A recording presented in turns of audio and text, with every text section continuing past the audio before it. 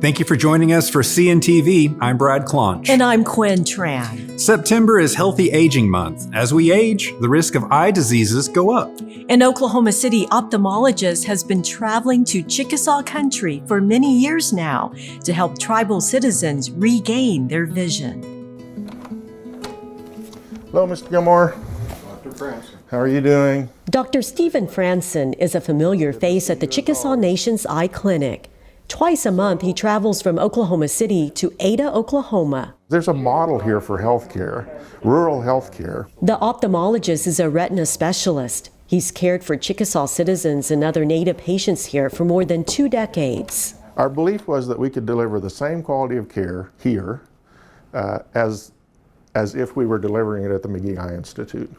And we've been able to do that. And literally the laser that I would use up there is the same laser I bring here, the medicines we use, the procedures we use. So literally we've not had to compromise anything. Over to your left. The treatments are remarkable, but there are things that have to be repeated, like some often even monthly. That places a significant burden on people. And so if we can minimize that to some degree by not having to have them go so far, it's a great opportunity to improve health. And so from a quality perspective, it's no different than if they came up to Oklahoma City. But from an access perspective, it makes all the difference in the world. You see this little bump there? It's made a difference in the life of William Gilmore, who has macular degeneration. It's a devastating thing to lose the ability to read, to see the faces of people I care for, to see the sky, to see the land around me. Can you see those at all, those little teeny spaces? And Dr. Franson, of course, is very instrumental in helping me to maintain the level of vision that I have now. And that's been my mission. If we could take these things that I can see us doing one at a time and make them available very broadly, then we can keep people from going blind from most of these retinal diseases. It's a mission that Dr. Franson says he shares with a team of optometrists and other Chickasaw Nation health professionals. They work to detect and treat vision loss early to improve the quality of life of citizens. Like, it's frightening to be losing your vision. The opportunity is, if you find those people at the right time, 9 out of 10 times you can keep them from going blind. As we age, it's important to get regular eye checkups. The Chickasaw Nation has optometry services. Here's the contact number, or visit the tribe's website, Chickasaw.net, for more information. As part of Healthy Aging Month, take more time for walks, a great way to stay fit. The Chickasaw Nation created AYA, an interactive mobile walking app. It incorporates Chickasaw history and culture while you're on the move. As you walk, you unlock new cultural content that includes the Chickasaw language, characters, and stories. And that cultural narrative is what sometimes keeps people walking. We've had users telling us that even their children will, want to hear the rest of the story. And so mothers walk so many steps, and then the child is saying, I want to know what's next. And so they're very interesting stories that this kind of motivates you to keep walking, because you want to know what happened. Was the horse found? Or, did we make it safely to our journey? And so those things keep people walking. And it's unique. It really is. We've done research to try to find out, are there other apps that are really like this? And we think that we're sort of a one of our kind. The word AYA is Chickasaw for to journey. You may download it from the Apple App Store or get it on Google Play. Visit ayawalk.com to start your fitness journey. A Chickasaw College professor has created an interesting and unique app. Dr. Elizabeth Rule developed Guide to Indigenous D.C, an app that gives us a unique experience of the country's capital, Washington, D.C.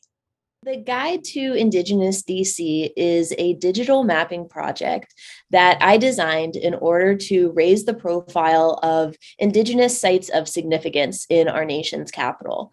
It is a free and publicly accessible mobile application, so anyone with an Apple product or an Android Google product is able to download it through their app store and utilize it anywhere in the world. So if you are here in Washington, D.C., you can open the app and geolocate yourself in proximity to sites of Indigenous significance. But if you're elsewhere in the world, including in Oklahoma or in Chickasaw territory, you're still able to utilize the app through the virtual tour mode, which also includes 360-degree on-the-ground imaging technologies that allow you to simulate what it would be like to stand on the ground and experience some of these sites. The sites themselves are curated by me.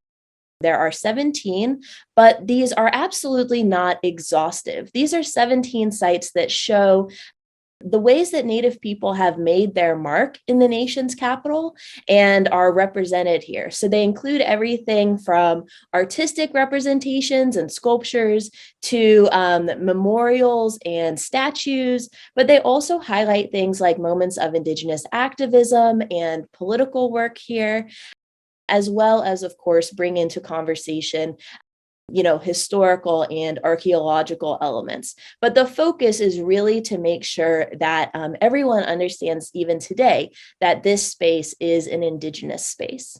Guide to Indigenous D.C. What motivated you to create this app, and how challenging was it?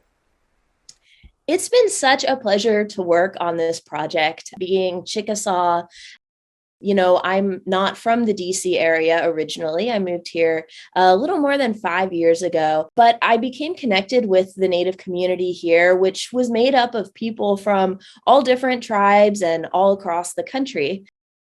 And so I knew about this community, but at the time I was working really closely with Native students as well, who were also coming from different tribal communities all over the United States to Washington, D.C. And they were embarking on an educational experience that would position them to become the next ambassadors of their tribal nations. So I compiled these sites together and delivered this as an educational resource oriented toward my Native students first and foremost. But since then, it's really taken off, and I've expanded to direct this project toward a broad general audience. So everyone, the millions of tourists that come to DC every year can benefit by learning Native American history and about our contemporary political relationship, right, with the federal government, our representation in Congress, but also, how Native people are, in some of the amazing monuments and statues that you might see if you're visiting this city.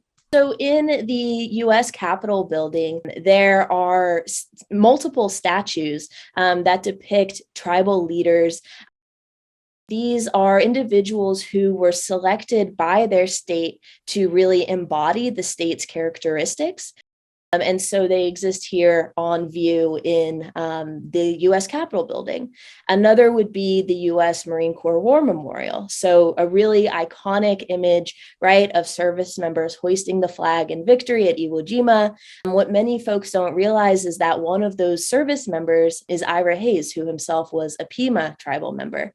And so I really, again, through these examples, try to show how, even though we might not always think about Washington, D.C., in collaboration with Native America, we are here. You are now a professor there at American University, so you are right there in DC. How exciting is it for you to have this app in the hands of visitors exploring basically your college town?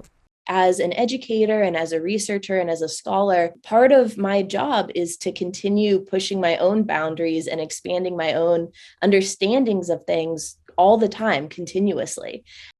And that's been a real pleasure of doing this work, is that, when I present on it, oftentimes people will say, have you seen this additional place over here? Or are you aware of this, exhibit or history? And sometimes I'm not. The 17 sites that are highlighted are meant to be representative, but they're not exhaustive. And so the purpose is really to show how Native people, span things from art and activism, politics, and memorials. And that really, if we had an infinite number of pinpoints, we would be able to show how all of Washington, D.C. has been shaped by Native people. People using her app will learn a lot from the content. Dr. Rule says she would like to develop more apps for other communities that want to highlight Indigenous sites and stories. Her Guide to Indigenous D.C. app has earned recognition, the Innovation Award, for its creativity and content. Before we wrap up this episode, we want to remind you about the upcoming Chickasaw Annual Meeting and Festival. The week-long festivities are held September 23rd through October 1st. Visit annualmeeting.chickasaw.net for the latest on events and information. We'll see you there that week. Look for highlights here on CNTV.